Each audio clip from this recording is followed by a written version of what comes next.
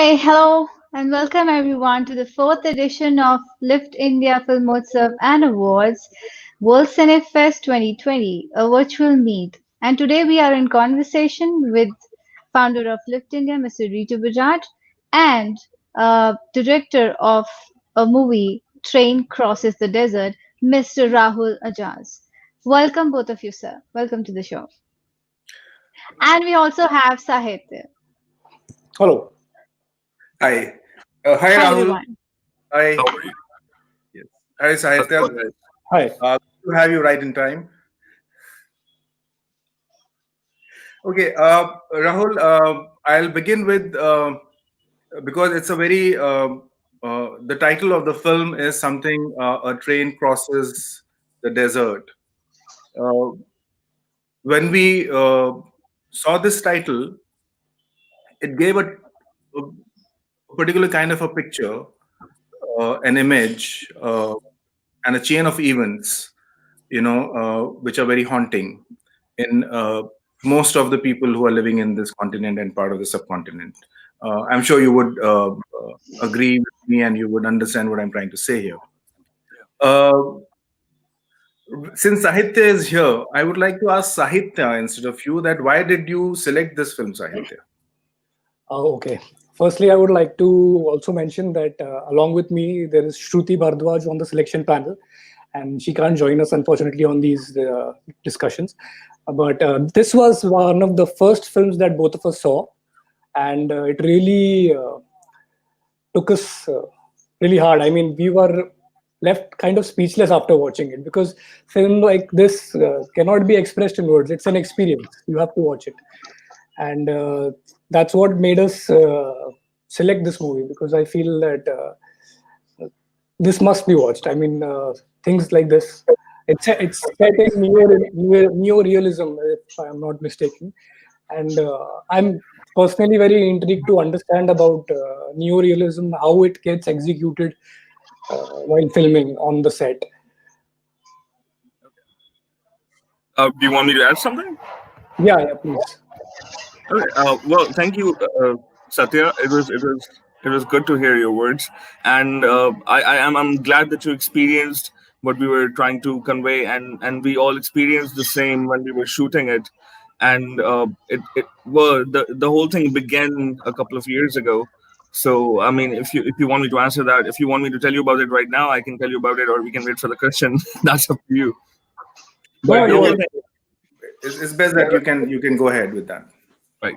So the whole thing was actually it's really personal film to me because it's based on my cousin, my late cousin Farooq Ahmed. The film is dedicated to him, and the film was inspired after he passed away due to cancer a couple of years ago, and that was around Eid as well. So that sort of triggered the idea that I should make something about it in his memory, and it was as painful for me to write and direct it, and for the actors to perform it, as it was hopefully for the audience to watch it, because I mean, it all came from like I just wanted to have something in my cousin's memory, and that's what this was all about. And this was the first film I made in like 6 years after like, so I made my thesis film 6 years ago, and then I just went into journalism. And when I came back to film, I thought this is the first chance I have to make a film, and I do want to dedicate this to Farooq. So yeah, this was the story behind it, and I'm glad that jury members and a few people like who have watched it around the world, they have enjoyed it. Sahitya, anything else? Actually, yeah, I mean, as a director, I would want to understand the choices that you made while making this film. Especially, you have not used any background score, even though the characters are musicians, and even your shot taking, because most of the shots are static. There's hardly any camera movement. So, please tell us about that. So the whole thing is, first of all, I think as an indie filmmaker, we are always limited by budget. So the whole process starts on paper. You want to get something on the paper that you will be able to execute, and that's at least my process. that I should know, okay, exactly, I'll be able to pull this off. And this is how I limit myself. So I set myself all of these restrictions. I wanted to set the entire film in one room because I couldn't go out. I couldn't go out and like have these extravagant sets and all of that. And the shot taking is also designed to sort of enhance the situation. So these guys, they're caught in this room because of their situation, because of this Farouk's disease, and they're suffocating. They can't go out. They're musicians. They're supposed to play. They're supposed to have fun. They're supposed to entertain everybody, but they're caught in this room. And then the lack of movement and the congested space, this all allows you to sort of experience the suffocation these characters are experiencing. So I wanted to go as minimal in my stylistic choices as I could. I didn't want like a lot of all these, because when you make commercial cinema or anything, you try to fill the frame with all of these props and all of that. I didn't want to do that. I wanted to keep it to an extent where I didn't, where it's not overdone. So you want to see, and it all plays into the storyline as well, how they have sold their stuff, and how they have experienced all these circumstances which have forced them to live on minimal means. And I think the stylistic choices also sort of enhance that. I wanted to keep it as raw, and that also plays into not having a score, because the only music that you hear is the sound of the duff.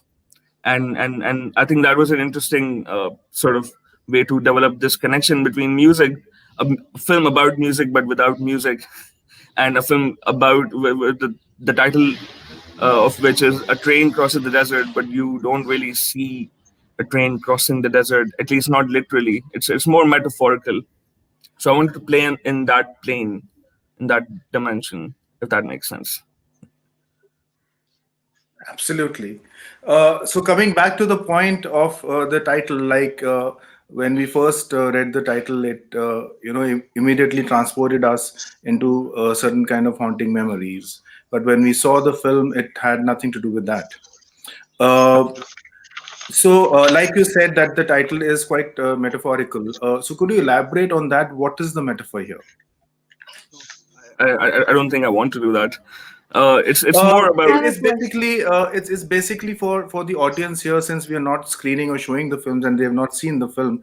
So that's why we need to be a little more informative and educative for them. It's for their sake. Yeah, okay, so I would say, I mean, it's all about.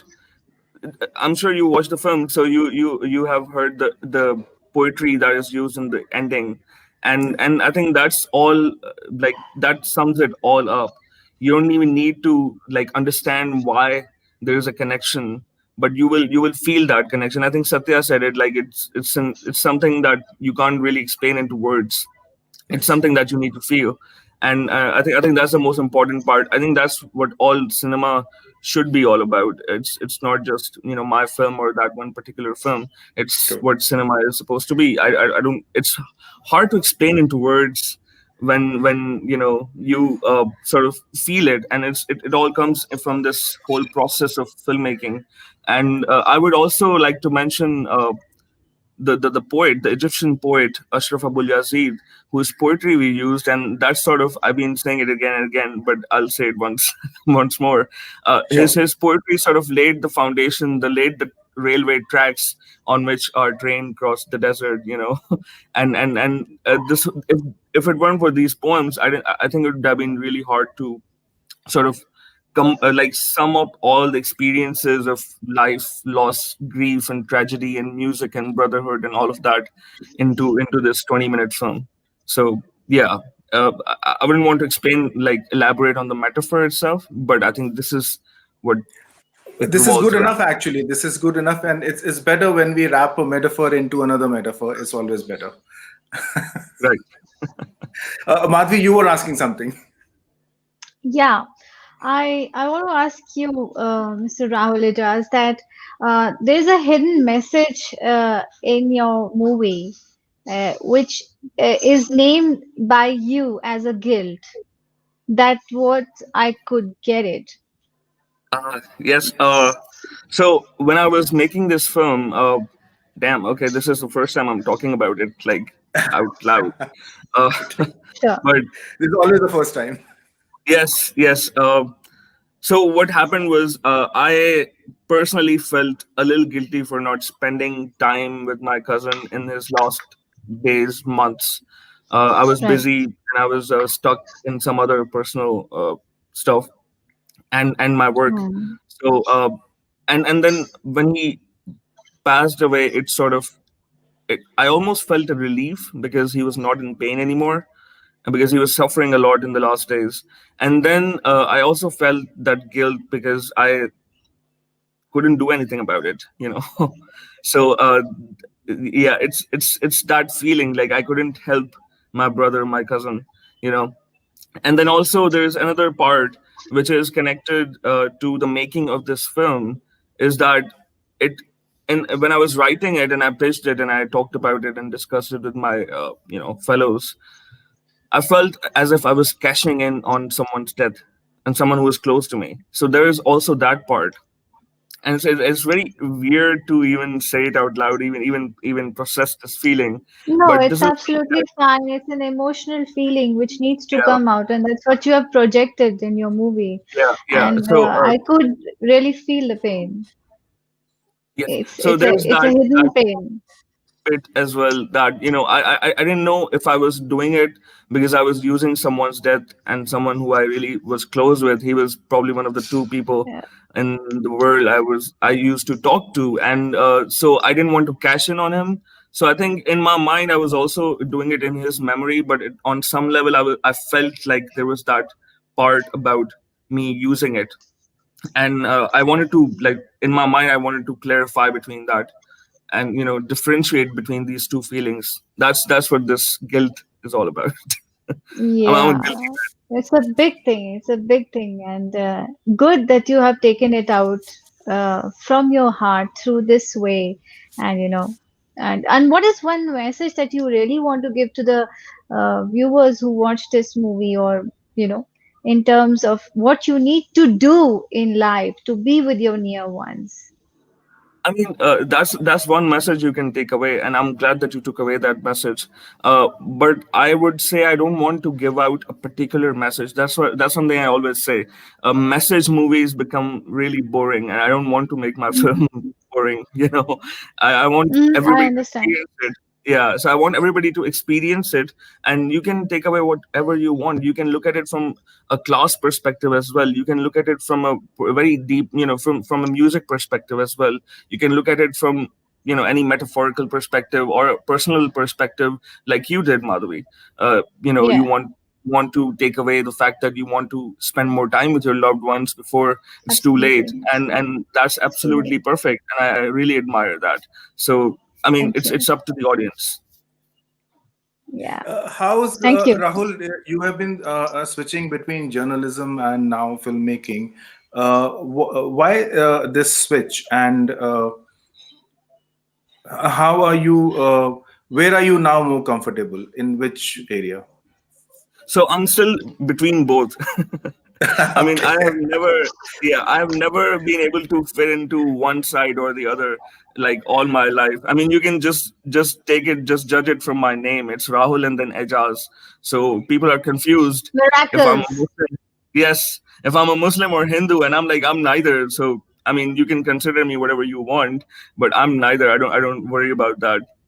And it's interesting. So when it comes to profession, uh, I wanted to study films. I always wanted to make films, and I think it was, again, it's a very cliched thing to say, but I was when I was a kid, I used to watch all these Bollywood awards and IFA and all these awards, and I used to just just fantasize about being there on stage, and that was one of the first triggers that made me pursue it. And then of course when I grew up, I became more serious about it. It just wasn't more about awards but about creating something meaningful.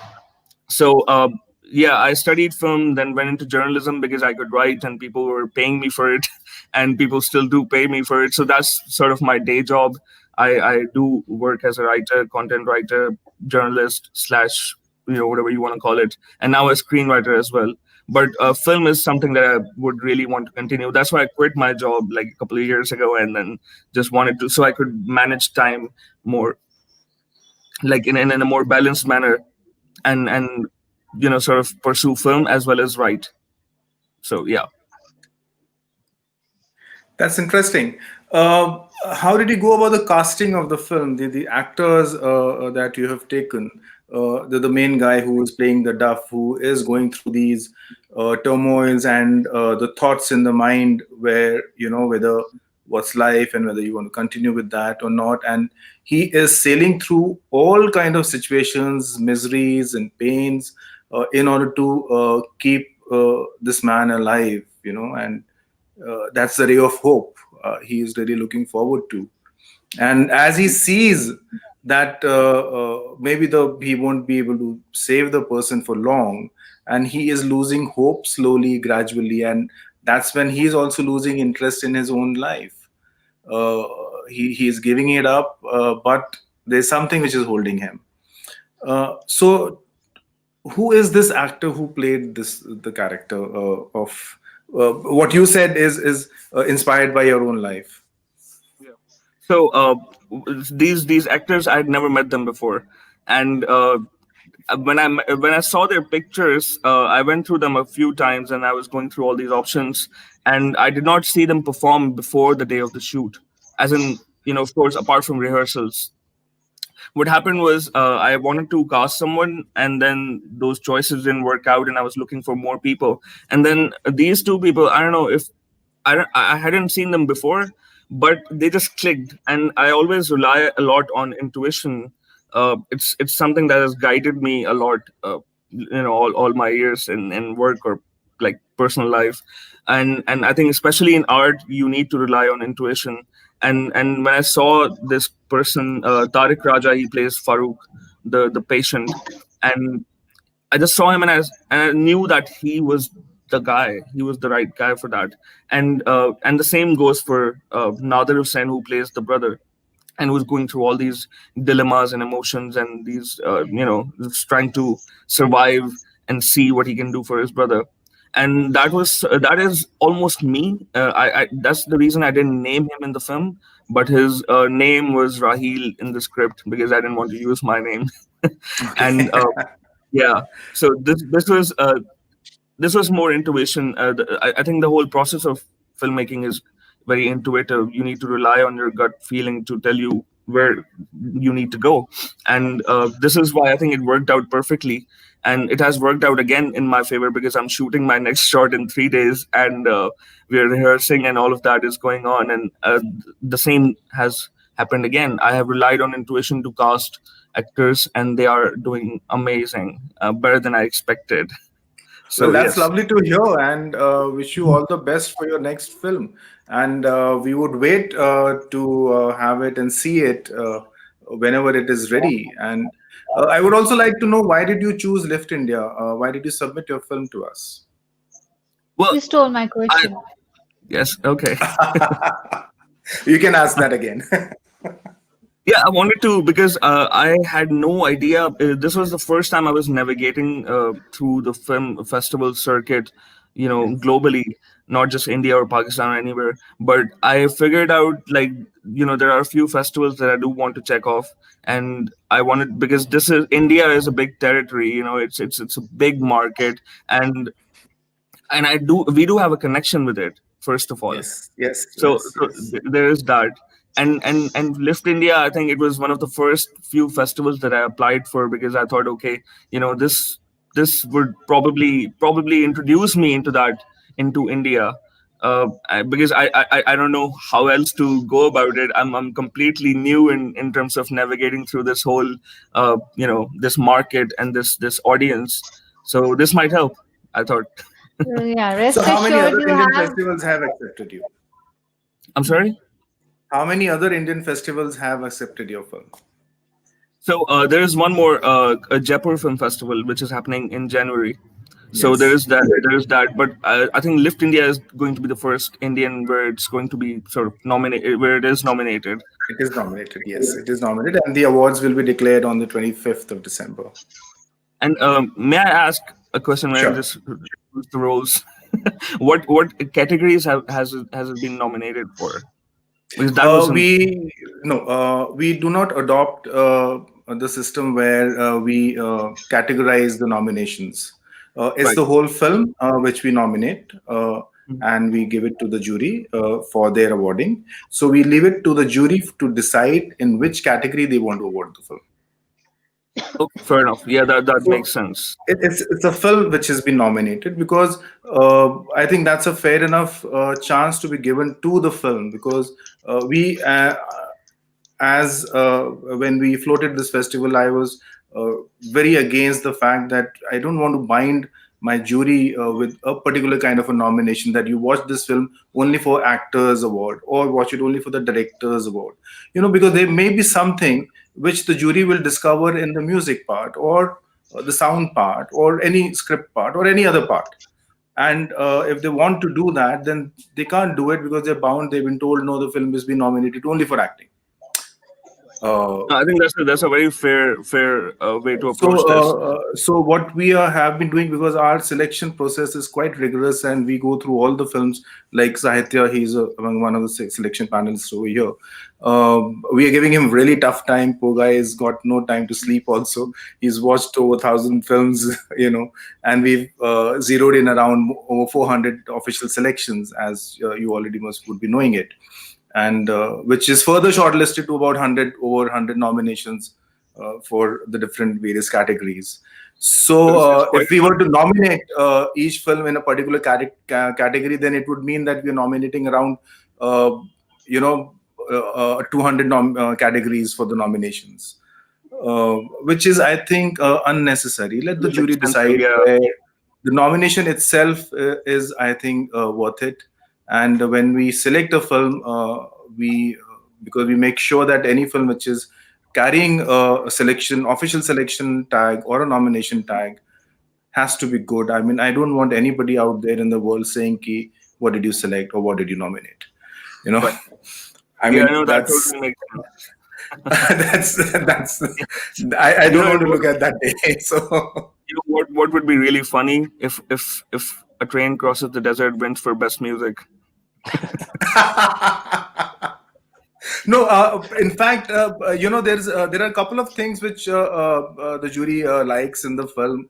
For example, for the screenplay, because it's something which is unusual and it's metaphorical, and you're wrapping in the metaphor after a metaphor, and you're not revealing what it is. I mean, that's what the neorealism is all about. You don't have to spoon feed your audience. I mean, you Absolutely. challenge Yes. your audience to be intelligent. Yeah. You know, Yeah. uh, And I'm actually really glad that I did not expect this sort of response from the people, like anywhere in Pakistan or India or like anywhere. I thought it was maybe for a very niche audience, but so far everybody who has watched it has been so. I mean, they have. I have seen people cry over it, and it has been. I mean, it has been good. And you talked about metaphors, and yeah, I think that's the whole part, surrealism. And because you talked about neorealism as well, and I wanted to just touch upon that. I do not completely go for neorealism, but I wanted to just walk the line between neorealistic ideas and neorealistic treatment and surrealist ideas. I'm very much inspired by David Lynch. Like, he is my god, you know.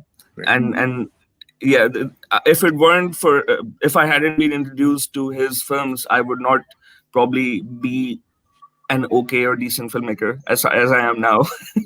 you know and yeah, I don't want to say I'm great, but yeah. So I mean, that's the whole thing. You try to walk the line between anything can happen. It's very much realistic. It's very much everyday mundane routine, but there is something that is not right, and there is something that you feel a discomfort, and that element I wanted to be, wanted to incorporate in this film. And pretty much I think probably it'll be in every film that I'm gonna make. So yeah. great. So it was nice talking to you, Rahul. Madhavi, you can wrap the session in your Yes, and style. I would love to not wrap it up, but just continue that telling you, in fact, a message that yes, Your train did cross not only the desert but our minds and hearts. So it's gonna rock, and I wish you all the best for your future. Thank you so much. I really appreciate that. Thank you, thank you, Thank you, Rahul. thank you.